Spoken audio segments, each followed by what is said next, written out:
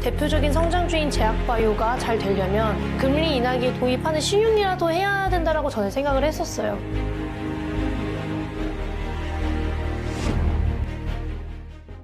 그로스힐 자산운용의 김태홍 대표님 오랜만에 오셨습니다. 네, 안녕하십니까. 네, 잘 지내셨죠? 네. 덕분에 잘 지냈습니다. 네. 대표님도 어떻게 요즘 잘 되시나요? 예, 뭐 저희 주식 시장도 괜찮고 해서 꾸준히 잘 투자하고 있습니다. 예. 이게 어떤 사람들한테는 지금 이제 피말리는 시장이고 엄청 수익률 안 좋은 시장으로 느껴지는데 대표님한테는 좋은 시장으로 느껴진다는 거 보면 이제 잘 되시나 봅니다. 예, 뭐 물론 이제 미국만큼 잘 되진 않는데요. 네. 예, 그래도 주도주도 있고 그다음에 계속 이제 많이 빠졌을 때 반등하는 기업들도 저희는 다 틈틈이 투자를 하니까 그런 쪽에서 또 수익이 나고 이래서 전반적으로 주도주가 있어요? 주도주가 계속 이제 순환하면서 돌아가는데 네. 사실 주도주가 있었죠. 그래서 이제 화장품이라든지 음식료 이런 것들도 있었는데 이제 물론 이제 중전기 전선 뭐 이런 것도 있었는데 근데 한 3달 이상 주도주가 빠지면은 저희는 다시 사요. 이제 그때부터는 또 팔 사람 좀 많이 팔고 다시 그러니까 화장품 같은 경우는 이제 주도주에서 받았죠. 네, 조정을 받았는데 주도주 탈락이 전혀 아니라고 생각하는 이유도 왜냐하면은 데이터가 좋아요. 네, 수출 데이터가 좋고 판매 데이터 좋고 이러니까 이제 그런 업종에 한해서 계속 투자를 하는 거죠. 네. 그 조금 더 세부적인 건 뒷부분에 네. 여쭤볼게요. 예. 일단은 이제 9월 FOMC 때 50bp의 금리 인하가 나타났고 그 이후에 좀 방향성은 어떻게 되고 있다고 보세요? 네, 이제 50bp를 생각하는 사람 많이 없었을 것 같은데 저희는 특히 저는 이제 50bp를 생각은 좀 했었어요. 그래서 그러면은 이제 연준이 50bp를 내리고 나면은 상당히 우려했던 처음에 천천히 내려가지고 잘못하면은 내년 하반기에 경기 침체가 올 수도 있겠다라는 생각을 했던 거를 많이 완화시켜줬어요. 네. 네, 그래서 굉장히 긍정적이었고 그 외에 이제 경기 지표는 그래도 그렇게 망가지는 건 없었거든요. 실업률 한번 튄 거 빼고는 뭐 망가진 게 없었기 때문에 전체적으로는 좀 골디락스의 성격을 띠는 그런 시장이 될 것 같아요. 네. 골디락스요? 네네. 제가 지금 잘못 들은 거여서 귀를 좀 한번 씻으려고 했는데 골디락스요? 네, 그러니까 뭐 이제 어떻게 보면은 너무 뜨겁지도 너무 차갑지도 않은 수프, 딱 먹기 좋은 수프잖아요. 네.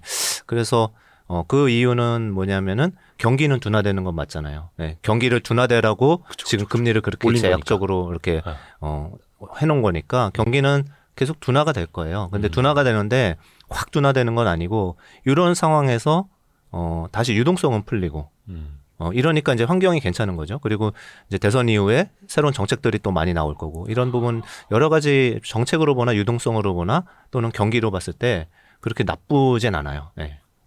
그래서 조금 종목별로 또는 섹터별로 되게 이렇게 건져 먹을 게 많은 이런 시장이 될 것 같습니다. 네. 그러니까 50bp 금리를 인하한 것도 경기 침체가 우려돼서가 아니라 물가가 잡혀서라는 좀 더 긍정적인 방향으로 보시는 거네요.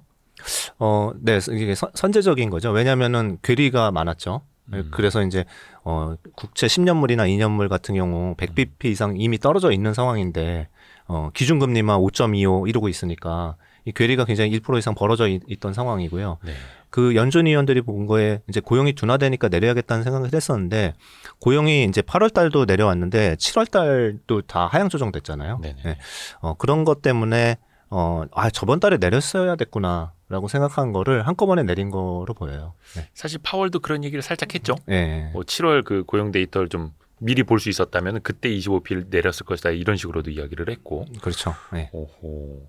그러면은 그러니까 사실 저도 이제 김태웅 대표님한테도 요즘에 제가 질문 많이 하듯이 미국의 경기 침체 가능성 이걸 여쭤보려고 했었는데 그거는 지금 그럼 전혀 중요한 요소가 아닌 겁니까? 요거는 이제 데이터 제가 이제 슬라이드 몇 개 만든 거를 네네. 좀 보면서 좀 말씀드려볼까요? 네. 네. 근거 있는 걸 좋아하시니까. 일단은 이제 이제 실업률이 4.4% 나왔을 때 한번 쇼크가 있었잖아요. 네, 그리고서 다행히 여기서 보시는 것처럼 살짝 내려와서 4.2 아직 만족스러운 수준은 아닌데 4.2만 해도 과거 평균 대비는 되게 낮은 수준이에요. 네, 그렇기 때문에 과거에는 실업률 평균이 한 5%가 넘었었거든요. 근데 4%면은 거의 완전 고용 수준에 비슷한 수준까지 와 있는 거고요. 근데 이게 튀니까 이제 걱정을 했었던 건데 실질적으로 신구 고용도 좀 많이 둔화된 것도 걱정 요인이긴 했었어요. 그런데 이 실업률이 왜 이렇게 많이 튀었는지를 보셔야 되는 게 그러니까 경제 활동 참여율을 좀 봐야 되는데 이때 실업률이 많이 올라온 이유는 쉬고 있는 사람들, 그러니까 일할 의사가 없는 사람들은 이 통계에 안 들어가거든요. 예, 그렇죠. 근데 일할 의사가 있는 사람들이 좀 늘어났어요. 예, 그러면서 오히려 한꺼번에 일할 사람들이 많아지니까 의사가 있는 사람이 많아지니까 이 숫자 자체도 좀 많이 올라온 상황이 된 거고요. 신규 고용 같은 경우는 7월에 이제 아까 얘기한 것처럼 좀 하향 조정이 됐지만은 8월에는 뭐 14만 명으로 해가지고 다시 이제 그 7월보다는 좀 좋아지는 이런 상황은 돼 있는 상황이에요. 그래서 이 부분이 사실은 경기 침체 얘기를 저번 달 2달 동안에 되게 많이 했던 그런 이유인 거죠. 샵롤 뭐 이런 얘기도 나오고 막 그랬던 이유들이 이 부분이에요. 그런데 이게 경기 침체 바로 그냥 쭉 계속 얘기할까요? 예, 그럼요. 네, 너무 좋습니다. 근데 왜 경기 침체 안 온다라고 말씀드리냐면은 과거 실업률은 되게 중요해요. 지금 올해는 다 이제 물가 얘기나 금리 얘기는 별로 안 하고 네. 실업률 얘기 많이 하잖아요. 그래서 고용이 굉장히 중요한데 그 과거에 제가 이제 그 거의 50년 동안에 실업률이 어느 정도 됐을 때에 경기 침체에 들어갔는지를 그려놓은 거예요. 네. 네, 그래서 저희 이런 연구 많이 하는데 보니까 제일 일찍 들어갔던 게 4.5 정도 실업률이 되니까 들어간 경우가 있었어요. 예. 2000년 초반에. 그리고 이제 보통은 5%를 넘어서야지 경기 침체가 들어가는 경우들이 있었습니다. 그래서 지금 4.2면은 좀 많이 남은 것 같지는 않잖아요. 그래서 이제 4.8 뭐 이 정도 가면은 그때는 진짜 조심하셔야죠. 그런데 그렇게 갑자기 추세적으로 변화할 거는 별로 없다라고 이제 보는 이유를 지금부터 한 두 슬라이드로 그냥 바로 말씀드릴게요. 이제 그 실업률이 걱정이 되긴 하는데 그 급격하게 실업이 높아지기도 어려웠고 그 다음에 갑자기 소비가 급냉이 돼가지고 경기 침체가 들어가기 어려운 이유를 두 가지를 말씀드리려고 그래요. 그러니까 이제 근거 있게 말씀드려 볼게요. 예. 네. 첫 번째는 우리 이제 잡 오프닝이라는 게 있어요. 그러니까 이제 어떻게 보면 이게 이제 얼마만큼의 일자리를 구인을 하고 있느냐라는 거죠. 네. 그러니까 고용주, 그러니까 자영업자라든지 기업들이 이렇게 잡 오프닝을 매달 발표를 하는데 지금 이렇게 추세는 낮아져 보이는데 워낙에 높았다가 이제 낮아진 거고 실질적으로는 지금 834만 건이거든요. 그러면은 과거 평균이 한 20년 평균이 500만 건이었어요. 그러니까 한 240만 건 정도 많은 수준이에요. 그래서 지금 일자리가 풍부하다라는 거죠. 1인당 일자리가 구하는 사람보다 회사가 필요로 하는 사람이 더 많다라고 이제 보시면 되고요. 그리고 두 번째는 만약에 소비가 급냉이 되려고 그러면 두 가지 중에 하나예요. 하나는 직장을 잃거나 네. 또는 임금이 많이 떨어지거나. 깎이거나. 예. 네, 두 개 중에 하나겠죠. 그렇지 않으면은 소비를 확 줄일 이유는 없죠. 네. 천천히 줄이는 건 아니고요. 네. 그런데 이 매달 또 챌린저스 리포트를 저희가 보는데 여기 기업 해고를 발표를 해요. 네. 그런데 이것도 과거의 평균 수준보다 상당히 낮은 수준을 유지를 하고 있습니다. 네.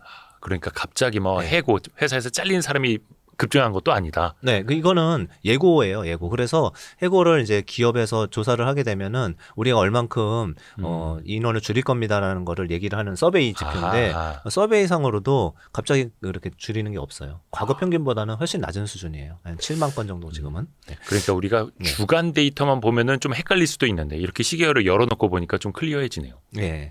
그런 부분이 있고 이제 네. 두 번째로는 GDP 같은 경우도 마찬가지잖아요. GDP가 2분기가 원래는 2%대라고 생각했는데 3.1%로 서프라이즈가 났는데 3분기도 아직도 3% 정도 가까이 예상하고 있거든요. 네. 네, 그래서 이거는 이제 실시간으로 보는 이제 많이 요새 보시는 아틀란타 연준에서 발표하는 지수인데 네. 지금 경제 지표들이 전체적으로 괜찮아요. 그래서 결과적으로는 임금은 제가 여기다가 안 넣어놨는데 임금 상승률도 4%대예요. 지금 미국에서. 네. 그러면은 물가보다 높아졌죠. 네, 네. 네. 자, 임금 상승률이 4%대 계속 상승을 하고 있고 그 다음에 실업률이 조금 올라가긴 했지만은 그게 경제 활동 참여율이 높아져서 그랬다고 말씀을 드렸고 그리고 해고할 기미가 잘 많이 안 보이는데 네. 여기서 갑자기 소비가 급냉되는 이런 경기 침체가 올 가능성은 굉장히 낮다라는 게 이제 첫 번째 얘기고요. 네, 그리고 이제 이게 뭐 내년 하반기에 올 수도 있어요. 그래서 제가 이제 보는 뷰는 한 6개월 정도 뷰로 한번 같이 봐주셨으면 좋겠어요. 네. 그러니까 6개월 이내 급격하게 경기 침체가 올 가능성은 네. 희박하다라고 보시는 희박하죠. 거고 네. 그 사이에 금리는 인하가 되고 있으니 네. 너무 뜨겁지도 네. 너무 차갑지도 않은 골디락스 장세도 이제 생각을 하신다라는 거고. 그렇습니다. 예. 근데 이제 이렇게도 볼 수 있을 것 같아요. 경기 침체까지는 아니지만 미국 경제 성장률이 24년 2%대에서 25년에는 뭐 1%대 전망된다고 하지 않습니까? 그럼 어찌됐든 간에 성장은 이어가지만 더 성장은 아니고 약간은 이제 둔화는 되는 거죠. 네. 그러면 우리 입장에서 이제 수출주들이 미국 경제가 뜨거워야 사실은 수출주는 더 좋을 텐데 그러면 더 좋은 건 아니고 둔화된다고 하면 그 수출 증가율도 좀 둔화될 테고 이러면서 선반영하면서 반도체나 이런 것들도 좀 빠졌던 것 아닐까라는 생각도 들거든요. 아, 그렇죠. 이제 지금 국장 얘기가 이제 되는 건데. 네네네. 지금 보면은 제가 지금 말씀드리는 건 다 대부분 미국 위주로 말씀을 드리고 있는 거거든요. 네. 네, 그래서 그거는 좀 참조해서 생각해 주시면 될 것 같고요. 근데 미국 경기가 나쁘지 않으면은 이제 한국 경기도 당연히 나쁘지 않을 텐데 둔화되는 건 사실이고 그 다음에 한국이 수출은 작년 10월부터 해가지고 지금 거의 1년 가까이 상승 추세를 유지하고 있어요. 네. 네, 그래서 지금까지는 수출이 좋은데 조금 걱정되는 거는 이제 반도체 가격이 빠지기 시작했기 때문에 수출도 마이너스로 들어갈 수도 있어요. 네, 그래서 4분기 이후로. 그래서 그거는 좀 걱정이 되는 부분이긴 합니다. 그래서 국내 시장 같은 경우는 그런 걱정 때문에 사실은 이미 삼성전자나 하이닉스가 굉장히 많이 빠졌죠. 네, 한 2달 동안. 네. 그러게요. 네. 그러니까 저희가 9월 24일 화요일 오후 좀 늦게 촬영을 하고 있는데요. 24일에는 그래도 반도체주가 조금 반등을 하긴 했더라고요. 물론 뭐 빠진 네. 거에 비하면 뭐 그렇죠. 회복도 감매도 아직 구간이니까요. 네, 네. 과매도라고 보세요. 반도체. 네. 네. 그러면은 김태용 대표님 이 그로스 1자산운용에서는 좀 미국 투자 쪽으로 더 많이 하시는 것 같다라는 지금 느낌이 들거든요. 아, 그건 아니고요. 저희는 대부분 국내 투자를 하고 있는데 예, 고객 베이스가 기관 투자가들이고 뭐 그래서 그런데요. 물론 해외 투자도 개인분들은 해드리지만은 그 부분은 일부분이고 그리고 이제 전체적으로 매크로나 유동성을 볼 때는 미국 위주로 볼 수밖에 없어요. 예, 그리고 그렇죠. 매크로는. S&P 500이나 이런 것들 올라갈 때 코스피가 많이 못 따라가긴 하지만 그래도 같은 방향은 이루는 게 맞기 때문에 그래서 미국 지표 많이 보고 있습니다. 일단 이제 반도체 얘기를 좀 꺼냈으니까 결과적으로 어떻게 그 과매도권이라고 말씀해 주셨는데 반도체 어떻게 진짜 겨울이 올까요? 뭐 모건 스탠리가 얘기하는 것처럼. 네, 이제 그 모건 스탠리가 윈터 이즈 커밍이라는 리포트를 3년 전에 했고. 써서 잘 맞췄고 이번에도 이제 다른 하우스보다 한두 달 먼저 이제 셀 리포트를 냈는데 맞을 것 같다는 느낌이 큽니다. 네, 그래서 불안합니다. 그래서 이제 맞을 것 같다는 이유는 뭐냐면은 거기서 주장한 것들은 이 반도체라는 게 사이클이 항상 존재하고 그렇죠. 왜냐면은 공급을 축소했다가 또 좋아지면은 다시 공급을 확대하면서 가격이 올라갔던 걸 끄집어 내리고 수요도 위축되고 이런 부분들이 반복이 되는 건데 그 사이클의 기간이 한 1년 6개월이다. 라는 게 평균적으로 항상 1년 6개월이고요. 네. 이번도 1년 6개월이 지났습니다. 예, 그렇기 때문에 뭐 한두 달 먼저 얘기한 걸 수는 있지만은 전체적으로 그 사이클상의 시기적으로는 다 됐고요. 시기로만 따지면 안 되는 게 AI 반도체 있지 않느냐 이렇게 네, 이제 네, 얘기할 네. 수 있는데 그렇죠. AI 반도체는 정말 기여를 많이 했어요. 이 기여를 많이 했기 때문에 지금 평소보다 돈을 많이 벌었던 건 사실인데 문제는 뭐냐면은 레거시 반도체라는 게 있잖아요. 네. 그러니까 이제 AI 반도체 데이터 센터용 같은 경우는 잘 됐지만은 실질적으로 더 큰 수요 부분은 잘 아시다시피 스마트폰, 모바일 디램, 그 다음에 PC용 디램이잖아요. 네. 그렇죠. 레거시 디램이 올라와야 되는데. 그게 올라와야 되는데 그 미국 빼고 경기가 다 안 좋잖아요. 중국도 안 좋고 유럽도 별로 안 좋고 뭐 이런 상황이고 교체 수요도 생각보다 되게 늦어지고 있고 이런 부분들 때문에 사실 저도 이제 좀 연말에 기대를 했거든요. 왜냐하면은 이제 애플에서 아이폰 16이 나오고 AI가 탑재된다는데 근데 달랑 빼고 나왔어요.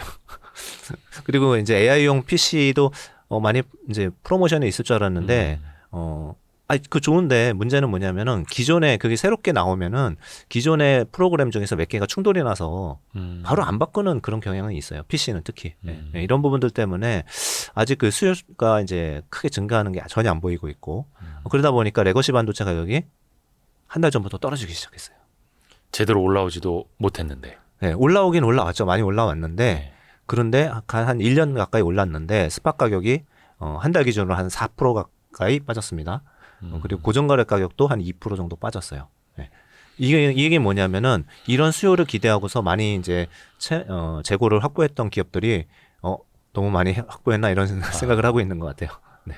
조금 속도 조절해야겠다. 그만 사야겠다. 네, 그래서 여러 가지로 이제 모건 스탠리의 리포트가 맞아가는 가능성이 불행히도 좀 높아졌습니다. 그런데 더 문제는 뭐냐면은 삼성전자 수급 한번 봐야 되잖아요. 네. 이 수급이 이게 외국인이 좀 많이는 못 올렸지만 하이닉스는 2배 올랐거든요. 예. 이렇게 빠졌는데도 하이닉스는 2배 올랐어요. 그래서 그 수급 차트 제가 하나 그려놓은 거 있는데 한번 네. 볼까요? 이 차트인데 이거는 이제 코스피 전체를 설명하려고 이제 그렸는데 오른쪽 위에 있는 건가요? 네. 예. 네. 그래서 이제 오른쪽 위에 있는 거는 뭐냐면 외국인들이 이제 여기 보시면은 순매수를 얼만큼 했는지 한국에 예, 시장 전체입니다. 한국 시장 전체. 예. 요거를 나타낸 차트고요. 밑에 거는 대만이에요. 대만. 예. 어. 대만은 의외로 많이 팔았어요. 한국은 네. 많이 샀고. 그래서 한국 왜 이렇게 많이 샀냐? 그러니까 HBM 수혜주가 삼성전자라고 생각을 했었고 하이닉스가 제대로 된 수혜주였고 하이닉스도 많이 샀잖아요. 예. 이렇게 이제 많이 샀었고 했는데 이 부분이 이제 7월 달 들어오면서부터 꺾이는 게 보이니까 이제 팔기 시작하는 건데 요 왼쪽의 차트는 뭐냐면은 요거는 IT만 따로 띄어서 저희가 계산해 본 거예요. 예. 예. IT만 보니까 더 빨리 꺾였네요. 예, 많이 빠지긴 했는데 그래도 더 빠질 수도 있죠. 예. 더 빠질 수도 있는데 이렇게 많이 산 거가 빠지는 구간이라서 제가 과매도라는 얘기를 한 거예요. 예. 여기서 지금 이제 예를 들면 영화관에서 불난 것처럼 그렇게 막 허겁지겁 빠져나오고 있거든요. 외국인은. 아니 그러면은 예. 그러니까 전반적으로 과매도 구간이라고는 말씀을 해주셨는데 예. 그런데 AI 반도체도 그렇고 지금 뭐 레거시 DRAM 특히 더 그렇고 막 좋아지는 국면은 또 아니다. 네. 그래서 요거 정확하게 이제 제 생각이 틀릴 수 있지만 예. 보통 많이 맞았거든요. 그래서 좀 자신감. 네. 예, 좀 말씀드리면은 지금 단기적으로 다 과매도 맞아요. 그래가지고 사실 오늘 저희는 뭐 많이 비워놨던 걸 조금 올리긴 했는데 그 이유는 삼성전자가 반도체로 적자나고 반도체 부분에서 그 다음에 반도체 가격이 오르기 시작할 때가 6만 원, 5만 원 중반이었어요. 네. 예, 그게 1년 반 전의 주가입니다.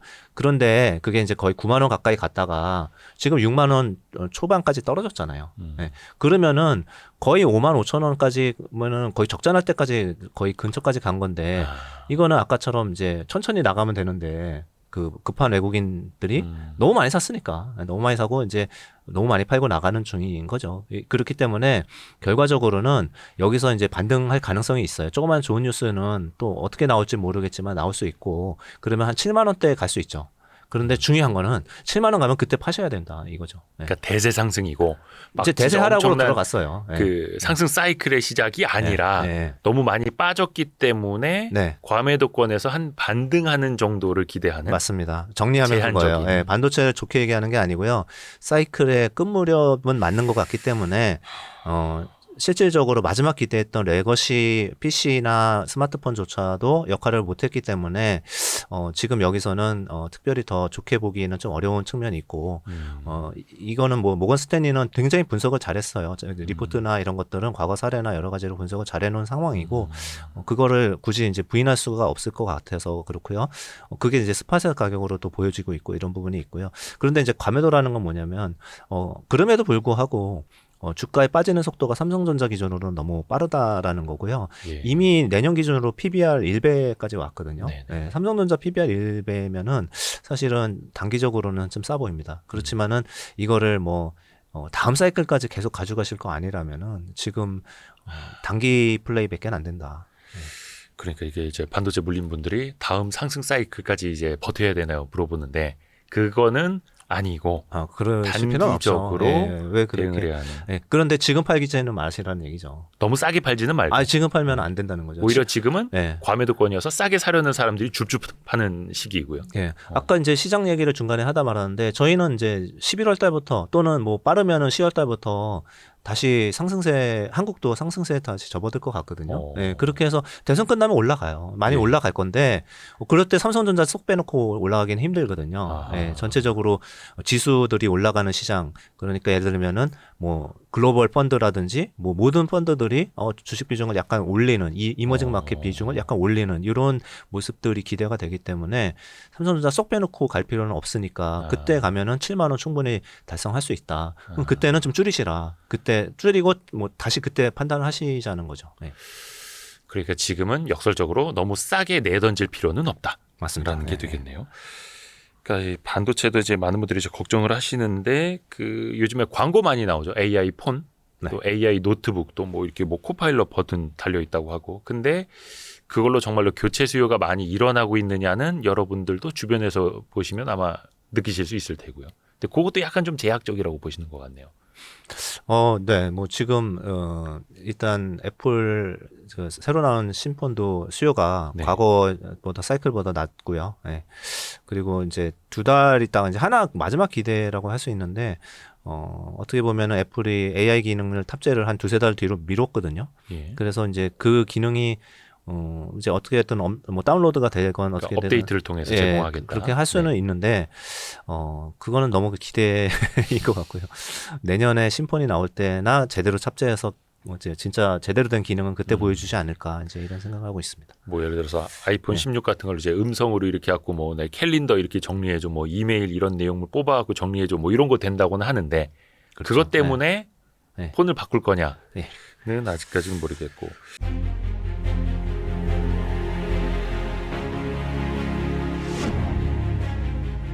대표적인 성장주인 제약바이오가 잘 되려면 금리 인하기에 도입하는 신용이라도 해야 된다라고 저는 생각을 했었어요. 근데 그때 한 번 더 뛸 수 있는 게 제약바이오라고 저는 생각을 하고요.